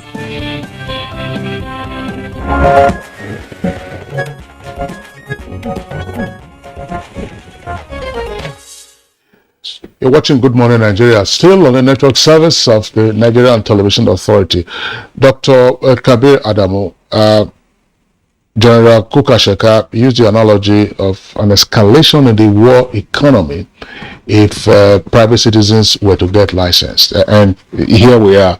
Look, apart from the call on the citizens in the 19 Emirates to prepare to apply for licenses, which would amount to some 9,500 weapons, the state also has a community protection group in each of the Emirates, and this is populated by no fewer than 500 persons. And so it looks like we're going to see a widening of this. But at the bottom of it all is the so-called conflict merchandise that is fueling this. How do we get into this and ensure that we are dealing with the root cause and not merely the symptoms of what has kept Zamfara on his knees for a decade now? And that's a huge farming state. I mean, you have this Baccalaureate Dam in the place, you have farmlands all over the place where, of course, farmers are unable to cultivate and even harvest because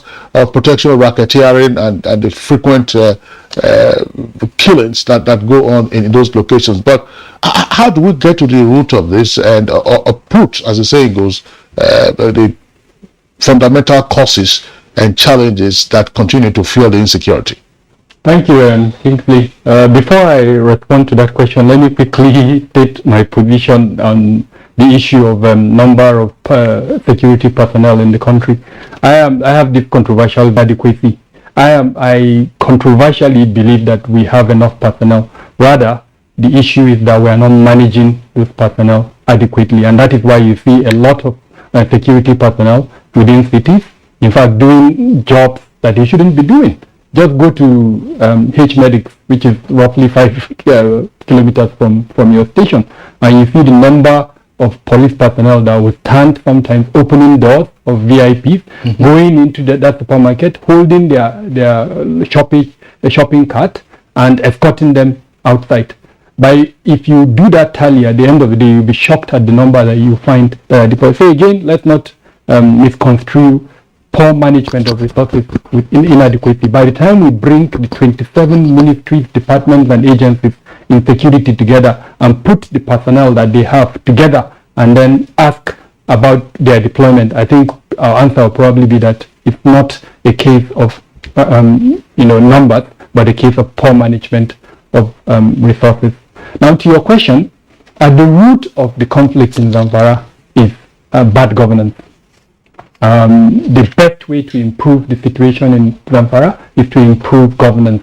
We've talked about at the local government that is almost non-existent, and then at the state level, and of course then at the federal level. And how do we do this? First and foremost, how do we manage the grievances between the two communities that has led us to where we are? Governance can come in and manage that better. I mentioned that essentially it's something to do with land. How do we bring the two communities together to make them realize that this land is there and you cannot eliminate the other side in order for you to use that land alone? So you have to use it together. Now related to that is how do we address the issues around climate change and the consequences of climate change? Because believe me, at the root cause of all of this is that inability to manage, especially adaptation and changes to resource management that climate change has brought. Desertification, receding water sites that is making harder communities to move further into farming communities, and that is also making farming communities to expand the land that they previously were farming. The acquisition of weapons. The Honorable Commissioner of Information has mentioned that they did engage the Nigerian government and that they have supported the Nigerian government in stopping the flow of that weapon. Now that statement is a little bit too vague. What measures have we put in place? It's beyond the state government, frankly, to do that, and I appreciate the effort that the state government is doing. That's why at the beginning of my conversation I said a framework by the federal government is required. Even if you block the Zamfara end, what of the Katsina end through Jibia? What of the KB end? What of the Sokoto end? So it's not something that one state can do alone. again, these are issues that need to be addressed. Next point is literacy. Zamfara comes at the very top of states that have the highest illiteracy and out-of-school children in the country. Next point is poverty. With 5,000 naira, like Brigadier General Kashika has mentioned, you can start a business in a place like Zamfara. Now, I come with my 100,000 naira and I influence you as, to go and commit an act of criminality. The possibility is always there, because of course the person is poor, he needs to feed his family. So all of these things are issues that have to do with governance, and to address these root causes we have to improve governance. And that brings me to the current democratic process. We need to go back. What was the situation in Zamfara? How did the current governor emerge? There are so many issues that have led us to where we are at the moment. And so the best way to improve on those issues and the situation is to improve governance and democracy. And that means, for instance, especially as we approach 2023, we need to enhance voter education, enhance the capacity of residents to acquire the voters card, ensure they turn out and to vote, so that at least, even if we don't have up beyond 50% or even up to 60%, we have a reasonable number that participate in the electoral process. Now I mentioned at the beginning that the IDP situation in that internally displaced persons, as well as refugees, we have to remember that Zamfara shares borders with Niger. I've not heard INEC talking about how they are going to manage that situation. If people are being displaced, how are they going to vote? How are they even going to acquire the voter's card to participate? Now, if they don't do that, how can they improve the governance situation in the state? So these are, again, to address your question about the root causes, these are some of my thoughts. Okay, thank you so much, Dr. Kabir Adamu. We learned that Ibrahim Dosara is ready for us. At least you can talk to him now. Earlier on, Ibrahim, you started talking about responding rather to the issue of exhausting the avenues that are supposed to be exhausted before coming or reaching this decision of calling on citizens to take arms. But the fact still remains that if, for instance, let's just assume that your request to the presidency is accepted, and then the Zamfara State government is giving you the opportunity to go ahead with its own plans and have people encouraged to buy arms. The last speaker just said the level of poverty in Zamfara State is really very high, and we've already mentioned at least the cost of our AK-47 weapon could not be anything less than 1 million naira. And how do you reconcile that? Is the government going to come in this time around to purchase or assist, or how do you intend to equip these people who are struggling to really survive, go to the farm? I mean, you can't buy a 1 million naira rifle and then go to cultivate maybe a hectare of land that will just produce, on the average, maybe 300,000 naira at the end of the harvest. Yeah, you see, like I was saying, but before I continue, let me just respond quickly to Kabir Adamu, who gave, theoretical aspect of the happenings. And I want to come in to tell the world the practical aspect of it. You see, the fundamental problem is lack of security management of operations. The security operations is not being properly managed. One, the intelligence is not being implemented to the core. That is where we are getting it wrong. Two, we have shortage of manpower in the security sector. And that is why the little security personnel we have cannot contain the demands as indicated by the intelligence within the security cycle. And three, that issue of conflict entrepreneurs must be cross-checked and dealt with if we want to get rid of this problem. Because the conflict entrepreneurs are found in almost all the sectors, including the security themselves. How do these bandits get access to the weapons? How do they get access to the food they eat in the society? In the forest. How do they get fuel they use in conducting their attacks on communities? How do they get the alcohol and the drugs they take in the bush to change their mindset, to go into communities and start ransacking them or killing them? So unless otherwise we check all these problems, I'm telling you, there is no solution to the problems of insecurity in Nigeria. Let's call a spade a spade. And that is why Zamfara state government, like I said, is pushed to the wall, because of the urge His Excellency has to protect the lives and property of his people. And we have set process. We are not going to go out of legal process. We are following legitimate process, and we are moving on. We set up the committee to handle all these things. We have now prepared the psychological minds of the people to get ready to acquire arms, to contribute and participate in the search for the solution for the security of their lives and property. And three, just yesterday, like Kabiru Adamu mentioned, His Excellency signed into law an act which provides punishment for people committing the atrocities and those aiding them, including death penalty. So we are moving on, and we are not going to go out of the legal aspect of it. Whatever we do, we make sure we do it legitimately, but we will find solution to the protection of lives and property of our people. This is the stand of the government. Lest I forget, Kinsley. Go ahead. Before we let go, I think you didn't answer my question. If you are hearing me very well, I said, assuming that, the presidency assents to your, approves your request, and then given the level of poverty, given the state of Zamfara and the people in that state, and then given the cost of weapons we have in this country, which we earlier agreed on here, this AK-47 cannot be less than ₦1 million. How do you now intend to, support this call on citizens to arm themselves with such a weapon in a situation where people should carry arms to defend themselves on the farm, but could not produce or rather have more than maybe 300,000 naira at the end of the yield or at the end of the harvest or the farming season? How do you intend to do that? Are you going to come in as a government to buy these arms for them, or how do you intend to do it?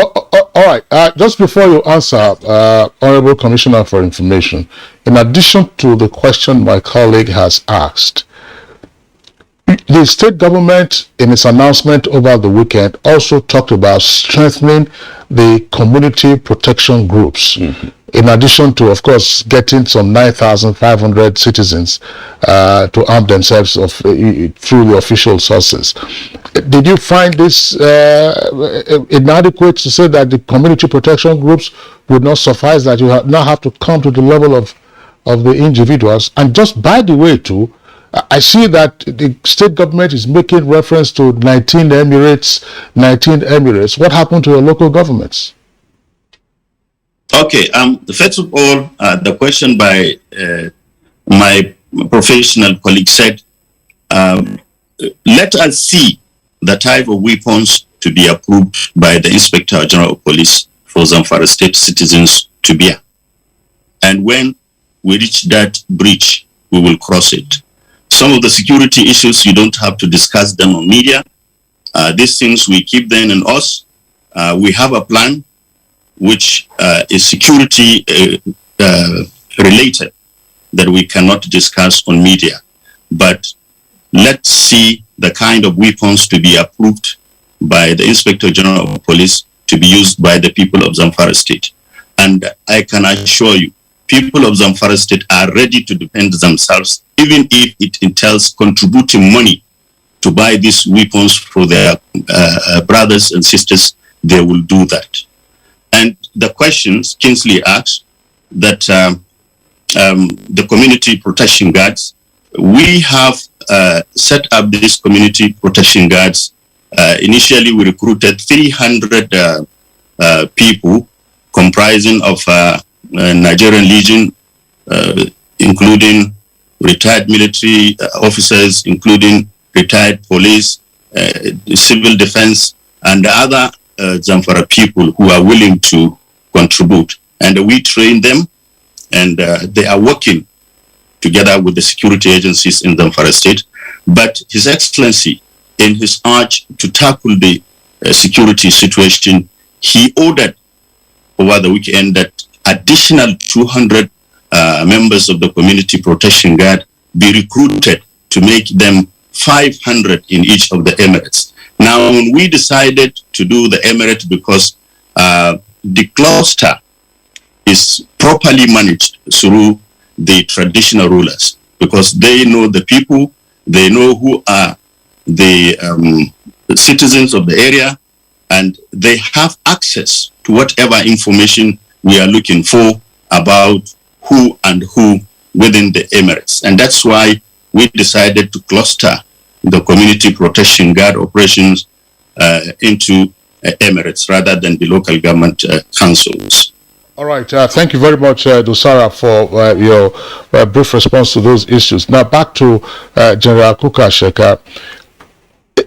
In terms of dealing with this blossoming war economy, say in Zamfara, is it necessarily the case that perhaps, as Kabir said, there's been no conceptualization of a framework to deal with this matter? Because the more you look at it, the more you find some relationship to what happened in the Northeast. To some extent, the Northeast is quiescent. In other words, we have seen that resources were poured into the Northeast. Yes, it was taken as BH, that's to say Boko Haram, and Saro, and later ISWAP, and you had all the terrorists who were operating on that axis. But the security response to the Northeast has brought some relative peace. I mean, if you talked about Adamawa was impacted substantially, but less of that now. Yobe, substantially, but less of that. Even Borno itself. Can we apply the same or similar tactics in dealing with what we are seeing in Benue, for instance, and also in the Northwest, in particular Zamfara State, against the backdrop of the numbers of security personnel that you hear get deployed for election protection duties? Well, what I want you to understand is the fact that first and foremost, the issue of security is collective responsibility. And if you talk about Northeast, and you realize this is not just Northeast. We are all living witness some years back that even here in Abuja, the symbol of democracy were attacked and desecrated. But over time, that has been overcome, and they have been moved gradually to Northeast, confined to Borno State. Now, even at Borno State border, fringes of like chat reading and what have you. What brought about that? First and foremost, if you look at it, Yobe State stood out in terms of cooperation, security, sensitization, and that is why you don't have concentration of Boko Haram more in Yobe State than you had in Borno State in those days even. And part of it is simply because of the leading role the government and the leadership, played in dealing with those issues. And most importantly, the intelligence.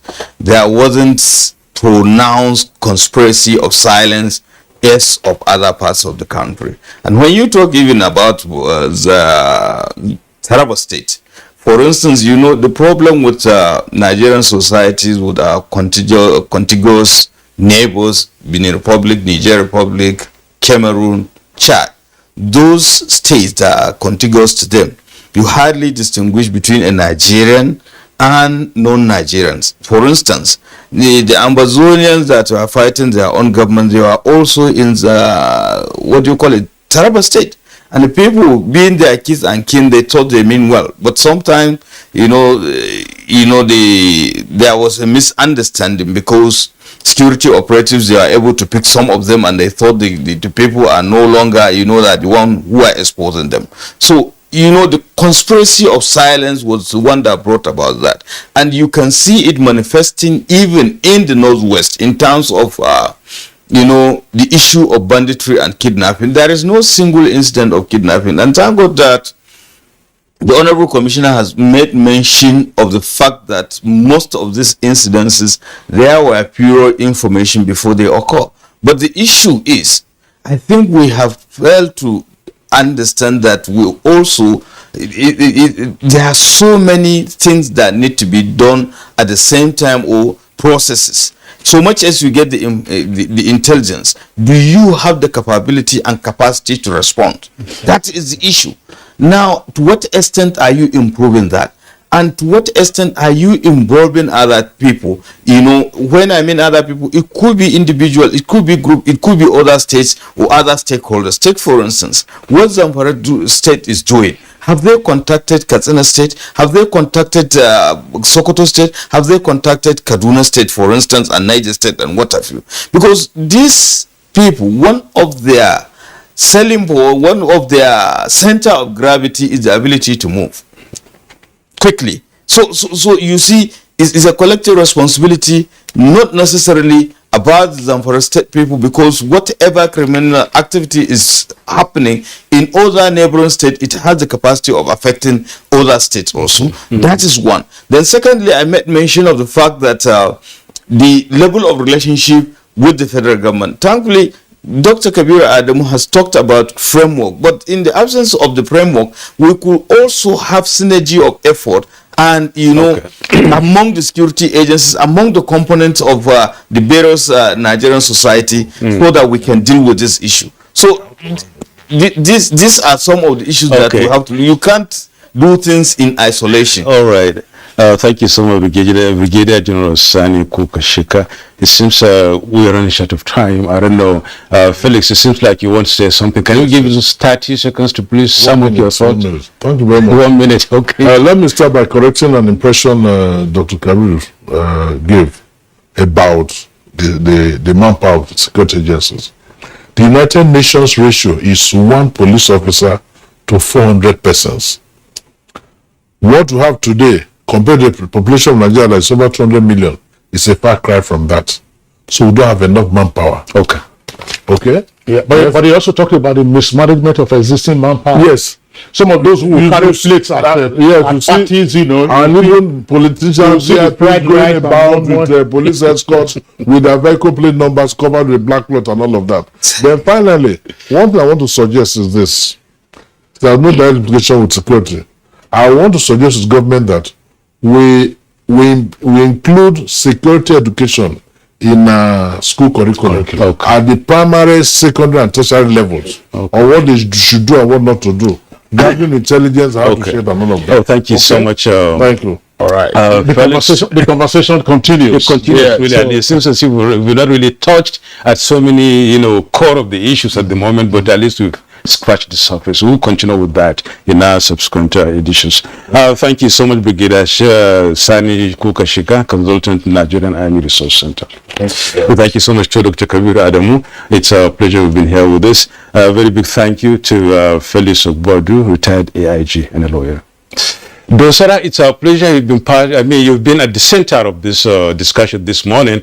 We hope to see and hear more of you in the course of our subsequent discussions, if possible. Thank you so much. And of course, that's Good Morning Nigeria for today. I'm Yusuf Balabus. Keep the date with us tomorrow. We're going to and I'm James Lawyer Sadolo.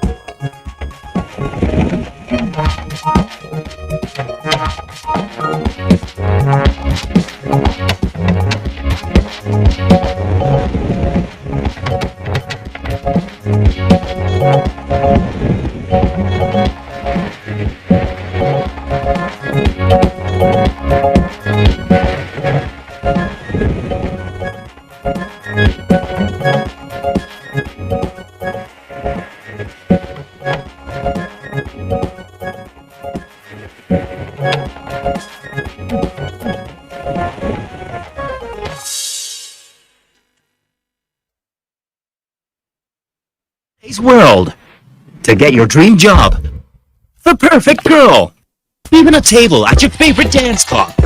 It takes moving fast. It takes moving at the speed of 4G. With Intel 4G LTE, you've got it all covered. That's because you have access to super fast unlimited data that enables you move as fast as the speed of light. Now, no download is too heavy. No conversation too long. Nothing is impossible. Intel 4G LTE Advanced today and do so much more. Intel. Live more.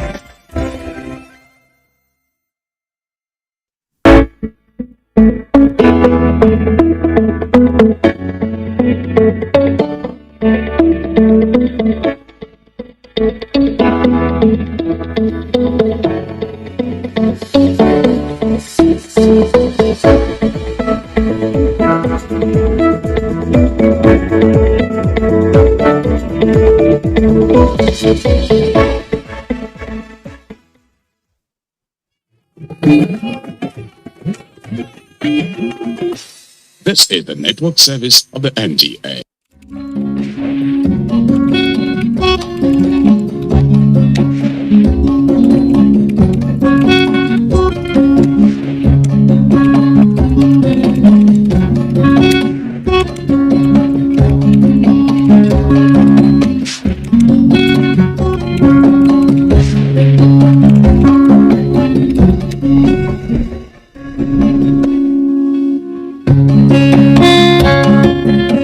Now, the wise ones have said that man proposes, but God disposes. To some people, it's just a saying, but it's the truth. It's something that truly happens, and I've seen it happening. Welcome. This is Thoughts for the Week with me, Cordelia Ogbe. Now, let's start off by, answering some of these questions. Do you have parents who maybe now have retired, have gone back to the village, maybe they're somewhere close to you, or your in-laws? You have? Now the next question is, how often do you reach out to them? How often do you care for them?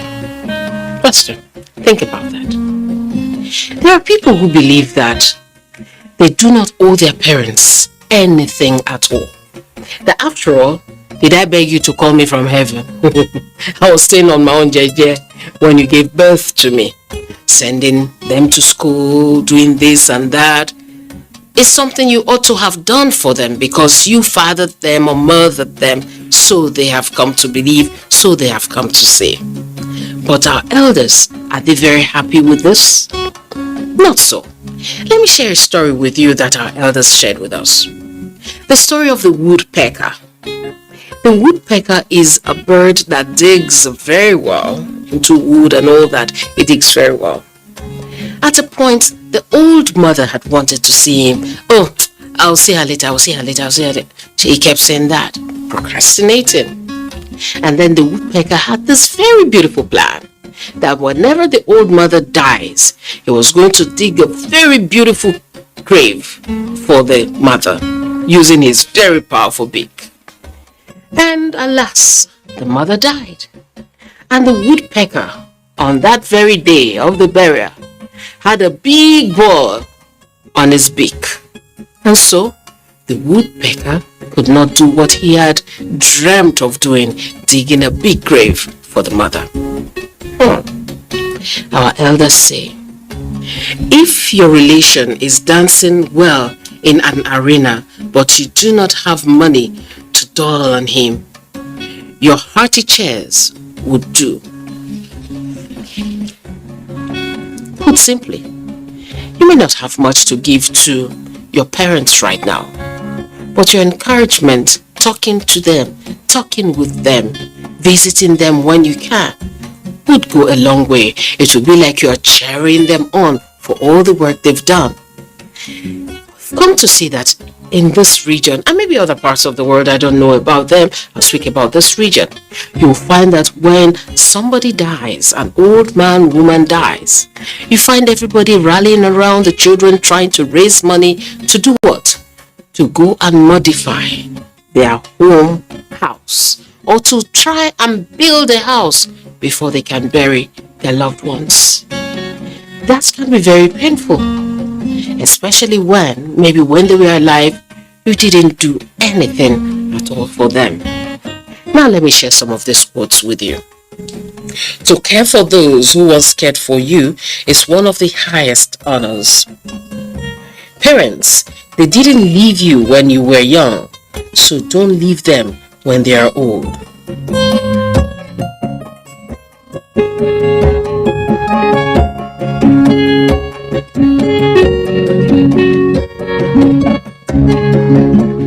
So, our thoughts for the week. Are you one of those who believe that your parents, you do not owe them anything when they become old and all retired because they did what they had to do for you because they gave birth to you and so on? Till I come your way again, do think about these things and remember that what goes around comes around. My name is Cordelia Ogbe. Take care.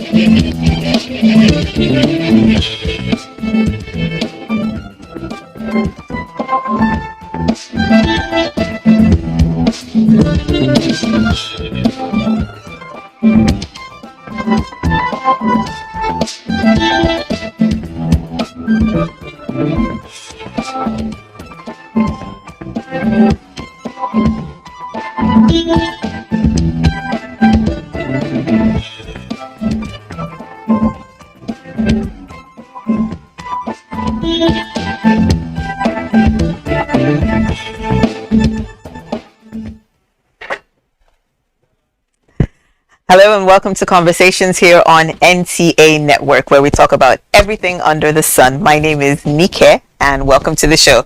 The Conversations room is open and we have fantastic people in the house. Yes, it's nice to see you again, Nike. Honestly, it is. I remember the first time I saw that shoe, I was so puzzled. I kept wondering why the whole shoe is being called Nike. But then, of course, time has shown that that's not quite the case. Mr. Fineface. Good morning. It's a pleasure being here and always find myself in the midst of the ladies. I think this is like follow Como. Because I mean, I'm born in the midst of so many women. You always turn out to be the only guy. In the midst of beautiful ladies. And so Kevin Fineface, yeah, security and energy consultant and the public good advocate. And thank you for always coming in whenever we need you, Kevin. You know, we like your opinion and your approach to some of these issues that we talk about. Thanks. Take, for instance, what we talked about in the last couple of weeks, infidelity and things like that. Kevin has been explosive when it comes to some of these things. I think the whole thing, because of the nature of what was being discussed, I got so much engagement on Facebook, people sharing their own views there, but I wished I could have, shared some with us here, but of course we're always limited when it comes to time. And the name is Devan Mom. I forgot to introduce myself after hailing Nike. So today we're talking about customer service delivery, the quality of the customer service that we get in some of these shops and stores and even offices in Nigeria. So we have a short playlet to watch, and then when we get back, I'm going to talk about my experience and I'm going to hear everyone else's. Stay with us. We'll be right back.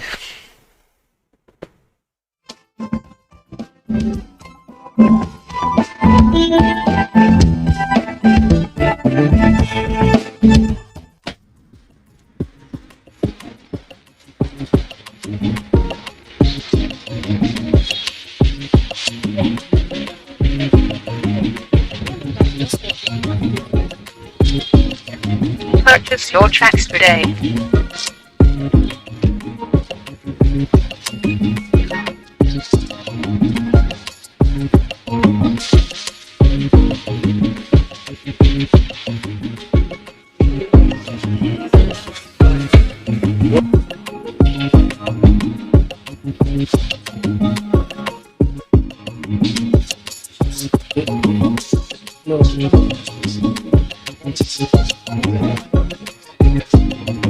Purchase your tracks today.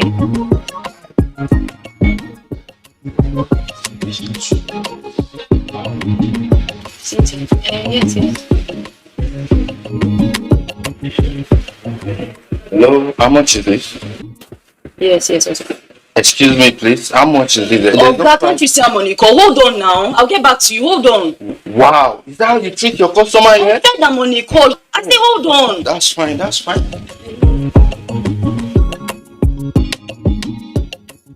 We cry for jobs, and when we get it, we play away with it. We cry for money, and when we get clients, we treat them like trash. Poor customer service.